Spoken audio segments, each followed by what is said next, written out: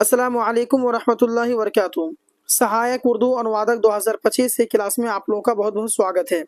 जैसे कि आपको पता होगा कि कल से आप लोगों का जनरल नॉलेज का क्लास स्टार्ट हो गया है और मैंने आपको बताया था कि प्रत्येक दिन 25 क्वेश्चंस करके हम लोग डिस्कस करेंगे। तो आज के इस क्लास में फिर से हम लोग 25 क्वेश्चंस को हल करेंगे और समझेंगे और नए नए चीज़ों को सीखेंगे। तो इस वीडियो को आप लोग शुरू से लेकर के आखिर तक ज़रूर देखें। और मैं आपको बताना चाहूँगा कि ये जनरल नॉलेज का क्लास दूसरा है। इससे पहले जो उर्दू ग्रामर हो या फिर आपके अनुवाद वाले क्लास हो, वो लगभग 50-55 क्लासेस ऑलरेडी गुजर चुकी हैं। तो आइए जनरल नॉलेज का ये जो दूसरा क्लास है इसको हल करते हैं और शुरू से लेकर के आखिर तक ज़रूर देखते हैं। जो स्टूडेंट नए हैं, अगर वो ग्रुप में जुड़ना चाहते हैं या फिर पीडीएफ लेना चाहते हैं तो ये जो नंबर शो हो रहा है 8226928812, इस नंबर पर ज़रूर रब्ता करेंगे। प्लस आप लोग इस वीडियो को लाइक कर देंगे। चलिए आज की इस क्लास की शुरुआत करते हैं। देखिए, करा कि सबसे पहले आधुनिक ओलंपिक खेलों का आयोजन किस देश ने किया था।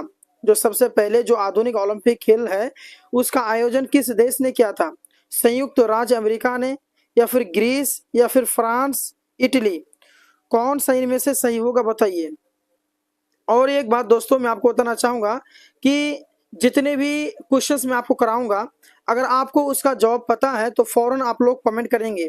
जैसे कि कल की क्लास में बहुत सारे विद्यार्थियों ने कमेंट भी किया था, तो बहुत सारे स्टूडेंट का जो है सही भी निकला है, ठीक है, और गलत तो नहीं हुआ था।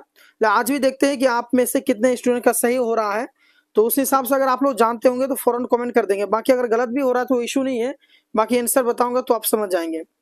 तो देखिए कि सबसे पहले जो आधुनिक ओलंपिक खेलों का आयोजन जो किया गया था तो किस देश ने किया था, तो आपका ऑप्शन नंबर आपका बी बिल्कुल राइट हो जाएगा, यानी कि ग्रीस।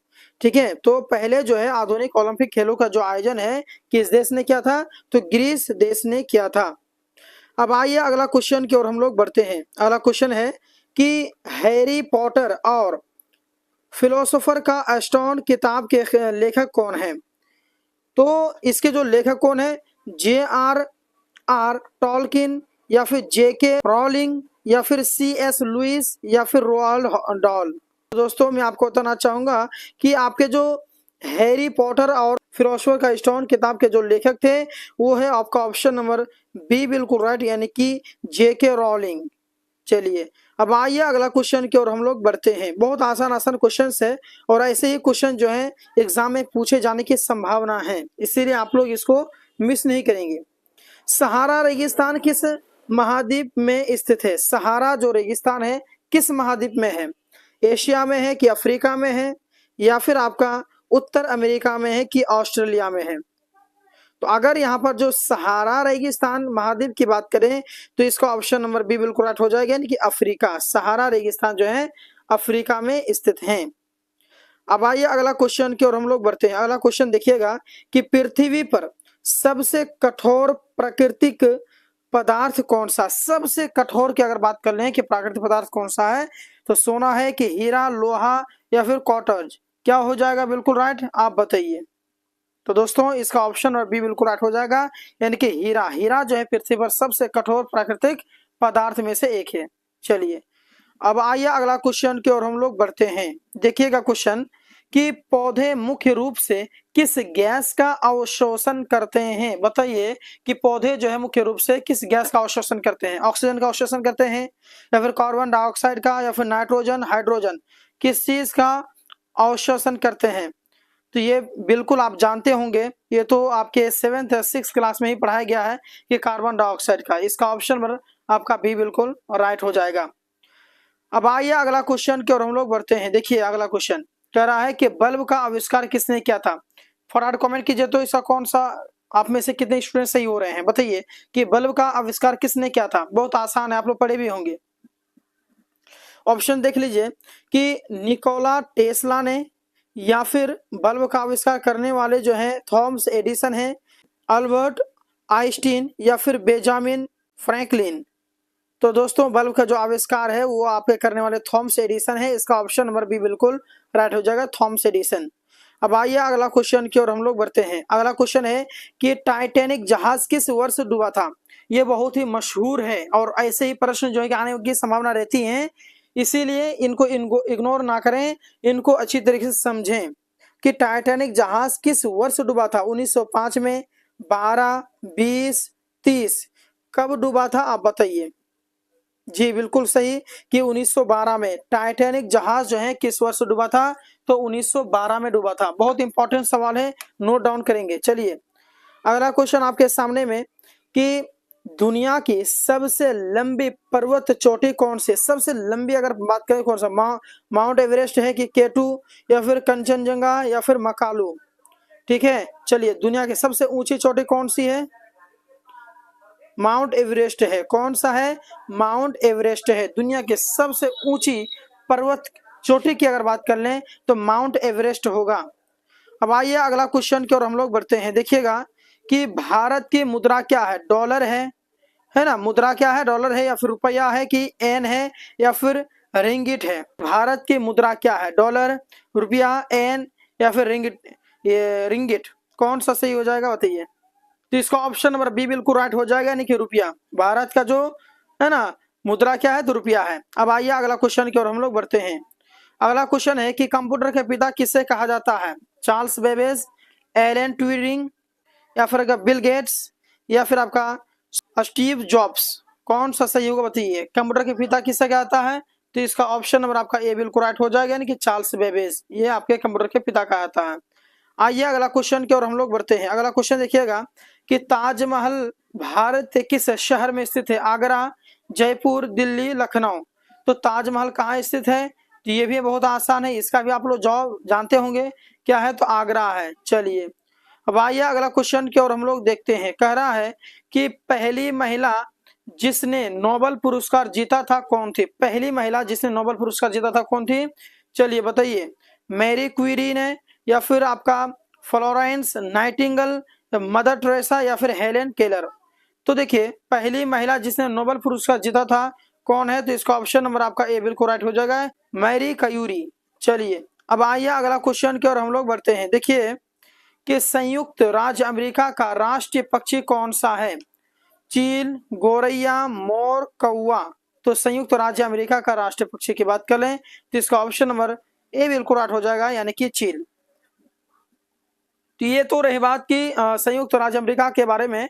अब आप मुझे कमेंट कीजिए कि राष्ट्रीय पक्षी जो है भारत का कौन सा है? भारत का राष्ट्रीय पक्षी कौन सा, आप कमेंट कीजिए। चलिए भाई अगला क्वेश्चन की ओर हम बढ़ते हैं। कह रहा है कि गुरुत्वाकर्षण का सिद्धांत किसने प्रस्तुत किया था?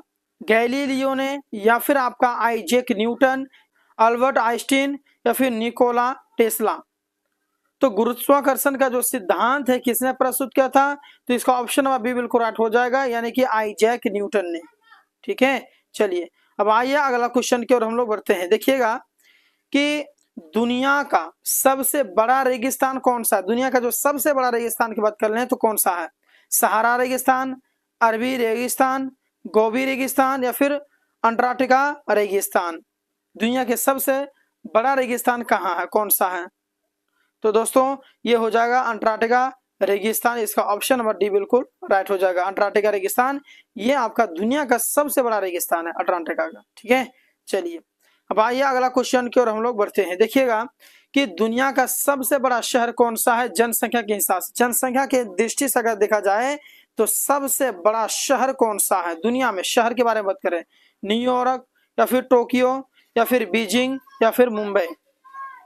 तो दोस्तों मैं आपको बताना चाहूंगा इसका ऑप्शन नंबर आपका बी बिल्कुल राइट हो जाएगा, यानी कि टोक्यो। ठीक है, चलिए अब आइए अगला क्वेश्चन की ओर हम लोग बढ़ते हैं। देखिएगा कि महान दीवार किस देश में? महान दीवार जो है किस देश में? चीन, भारत, जापान या फिर मिस्र में? तो महान दीवार की अगर बात कर लें तो इसका ऑप्शन नंबर आपका चीन बिल्कुल राइट हो जाएगा कि चीन में है। चलिए अब आइए अगला क्वेश्चन की ओर हम लोग बढ़ते हैं। ये बहुत आसान क्वेश्चन है, चलिए कमेंट कीजिए आप कि ओ प्रतीक से कौन सा तत्व परिभाषित है?